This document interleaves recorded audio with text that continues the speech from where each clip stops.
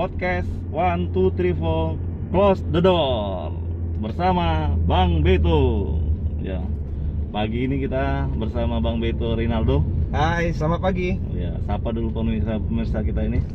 Saya dengan Hairul Tamsil. Jadi kita melakukan podcast pada pagi hari ini sembari mengisi materi seminar mengenai perunggasan. Ya, ini kita mau ngobrol-ngobrol nih Bang Do. Ya, boleh Pak Bos. Ya, terkait perunggasan dengan adanya COVID-19. Ya, betul. Yang kita ketahui COVID-19 ini awalnya hanya biasa-biasa saja ya. Iya, betul Pak. Sekarang dia sudah meluluh lantakkan segala sendi-sendi perekonomian yang ada di dunia. Iya. Tidak di Indonesia saja, dan merembet ke aspek-aspek lain, termasuklah ke dunia peternakan, perunggasan. Ya, ini Bang Beto Rinaldo ini seorang konsultan ya, praktisi yang selalu berkeliling. Kita bisa cek di channel Beto Rinaldo. Yes. Di situ lengkap, nanti ada kajian-kajian terkait dengan perunggasan. Gimana Bang Beto terkait corona ini pengaruhnya terhadap Bisnis ya. bisnis, Iya. terutama layer ayam petelur? Oke, makasih Pak Bos. Jadi saya mengucapkan terima kasih dulu ya untuk Pak Bos kita. Semoga akun channelnya nanti makin melejit. Amin. Ya. Kita mau bahas dulu. Kan ini kemarin dari 2020 awal di Februari itu, akhir Februari itu kan pemerintah maupun dunia memberikan aturan semua lockdown Pak. Ya, Semua itu harus PSBB kalau di bahasa Indonesianya. Ya. Jadi ini kan pasti berpengaruh untuk sektor bisnis. Nah, sekarang sektor bisnis itu yang dihantam itu sektor bisnis yang mana? Iya.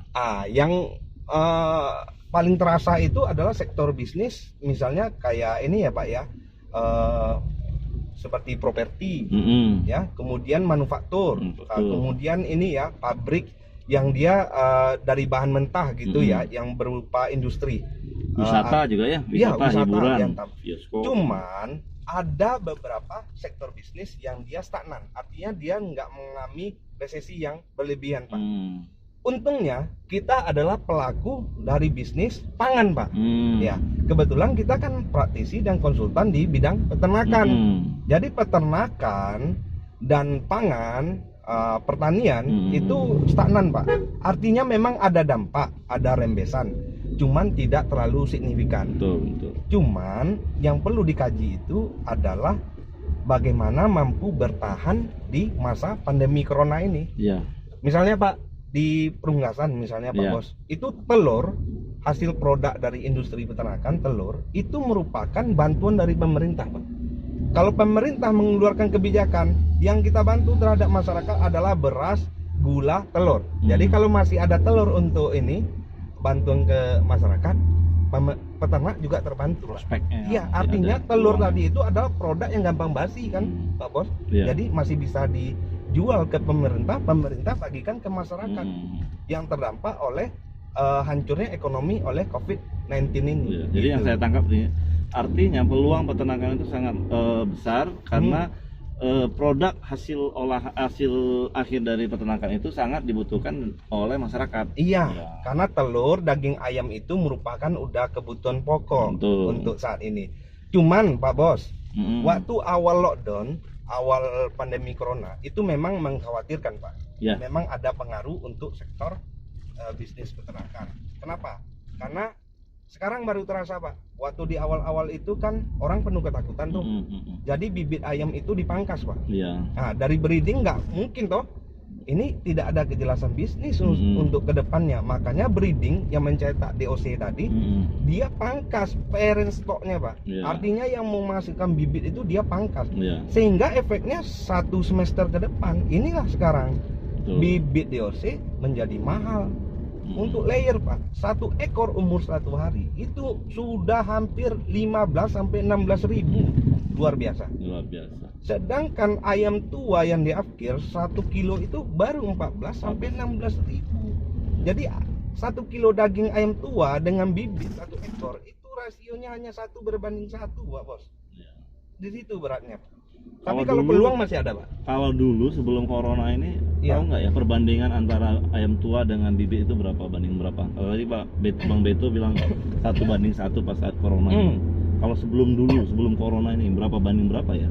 Kalau dulu, Pak, di tahun 2012 ya, 2012 sebelum corona gitu, rasionya itu 1:2, Pak. Artinya kalau ayam tua 1 kilo dihargai 14.000, berarti bibit DOC itu hanya 7.000. kisaran 7.000. Itu masih oke. Artinya kita jual ayam tua, kita masuk bibit lagi, itu masih bisa untuk nutupi makan dia sampai grower. Artinya masih ada berkisar sekitar 7.000 untuk pakannya, Pak. Iya, gitu. betul. Begitu, Pak, ini ya rasionya. Nah, Paling negatifnya dari segi itu, kita mau memulai usaha lagi, mau ciin, mau masuk ayam lagi, terkendala oleh bibit yang begitu mahal. Itu, Pak. nah makanya sekarang ini secara total populasi mengalami penurunan. Ada dampak loh, Pak Bos. Ya. Apa itu dampak kalau populasi turun? Pak Bos tahu nggak dampaknya?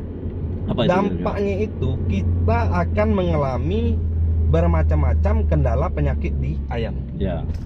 Karena begini, Pak, Indonesia itu dia sudah ada range populasi dan daya serap dari bahan baku itu udah ada per tahunnya. Ya.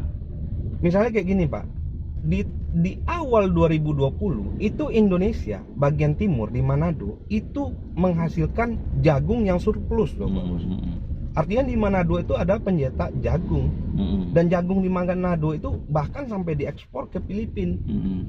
Karena dia overload, Pak, nggak bisa dikirim waktu PSBB. Akhirnya menumpuk nih di bandaranya, di pelabuhannya di Manado, nggak bisa kirim. Iya. Dan orang karena takut rugi, itu ayamnya yang udah hampir tua itu semua diafkir. Ya. Karena mencari aman, nggak bagus untuk beternak menanggung beban yang cukup tinggi, lebih baik diafkir. Ya. Akhirnya jagung tadi nggak keserap, Pak Bos. Iya. Dan begitu panen raya di Tanah Karo, di Brastagi, untuk petani Di jagung Sumatera kita, Utara, akhirnya harga turun, Pak. Iya, betul. Dan harga turun berarti kan peternak mau ambil lagi tuh untuk dijadikan stok. Iya. Akhirnya numpuk lama kan, Pak? Iya, betul. Menumpuk lama. Kalau numpuk lama pasti timbul toksin. Iya. Itu dia. Dan kemarin ada kabar bagusnya, Pak Bos. Medion sudah Mengeluarkan produk Pritok G. Kita support. Iya. Perusahaan lokal yang dia support. Jadi Medion itu memang dia mampu mengkaji, Pak Bos. Mampu mengkaji. Kalau seandainya jagung overload, daya serap populasi turun, sedangkan petani jagung pada panen nih, pasti ada masalah mikotoksin toh. Iya, betul. Medion sudah pikirkan itu, dan dia sudah ada untuk non polarnya, Pak. Iya. Sekalian. Jadi dia udah ada kombinasi untuk antitoksin ya, kayak aluminium silikat, juga udah dikombinasikan dengan beta glukan. Medion itu produk terbaru. Saya sangat support Medion di saat genting krisis, dia sangat inovatif. Bisa Kita harus mengeluarkan support. satu Ya. terobosan ya. Terobosan. Karena kemarin juga pas itu Medion ini sudah jauh lebih maju dari yang lain. Kita lihat, saya maaf kata meeting ke Bandung itu kan hampir setahun 5-6 kali. Iya. Ya.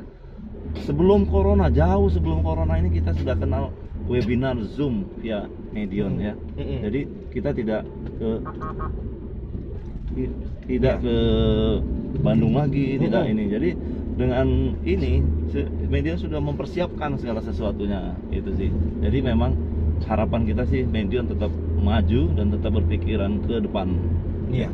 Karena harapannya, Pak, yang betul-betul perusahaan nasional yang begitu expert, artinya yang berkembang dan selalu mengikuti arus perubahan zaman. Ya kan ada beberapa macam perusahaan yang kita lihat, tapi Medion selalu di depan.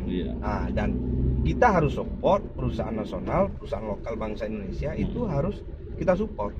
Jadi seandainya begini, Pak, di masa yang akan datang kita tidak bisa harus ketergantungan impor, Pak. Jadi hari ini peternak sangat bangga kami mempunyai kualitas yang jauh lebih bagus dari dunia luar, dari Eropa, Amerika, China. Tapi kan ke depan, Pak, kondisi PSBB gini, begitu China bilang kita lockdown tuh, tutup tuh semua pelabuhan, kita kelabakan, Pak. Untung perusahaan multinasional kita ada ini yang asli perusahaan Indonesia, swastanya itu expert. Dan akhirnya kalau nggak masuk dari luar, dia bisa sendiri, Pak. Iya, itu cukup bagus. Jadi itu Pak, maksudnya dampak dari corona tadi itu untuk perkembangan bisnis peternakan. Jadi antara peternakan dengan pertanian ini dia saling ini Pak, keterkaitan. Yang kita kasihan sekarang adalah petani jagung. Petani jagung ya. Karena petani jagung ini daya serapnya adalah untuk pakan ayam Pak. Iya. Dan Bapak ketahui, pakan ayam potong sekarang, ayam pedaging, ayam broiler itu harga juga turun. Jatuh. Berarti kan peternak banyak nggak masuk. Juga kan pengaruh ke stok ini bahan baku di pabrik tuh. Iya. Iya. Makanya pabrik ataupun peternak lokal yang giling cell meat sendiri, saya menyarankan untuk menyimpan jagung yang sudah dibeli, yang overload tadi ditampung, itu harus ditambahkan anti jamurnya. Siap. Harus ditekan media tumbuh jamur tadi, dan lakukan penyemuran ataupun pengeringan opennya yang bagus. Kadar airnya itu minimal saat penyimpanan itu di bawah 16%. Iya. Gitu sih Pak, dampaknya ya seperti itu.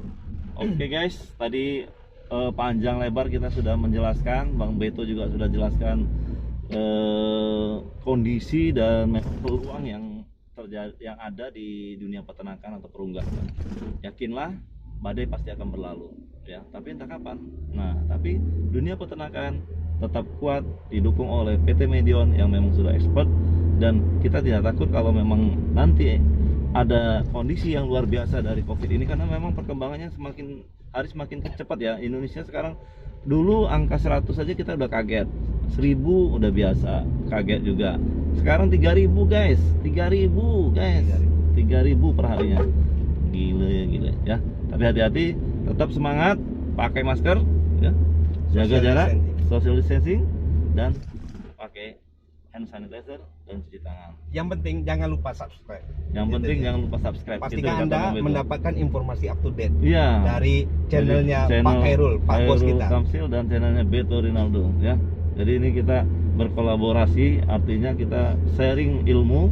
Saya juga banyak belajar juga dari Bang Beto, luar biasa. Ya, saling ngisi lah. Saling isi mengisi. Ya. Oke, semangat ya. Oke, terima kasih. Terima kasih. 1, 2, 3, open the door.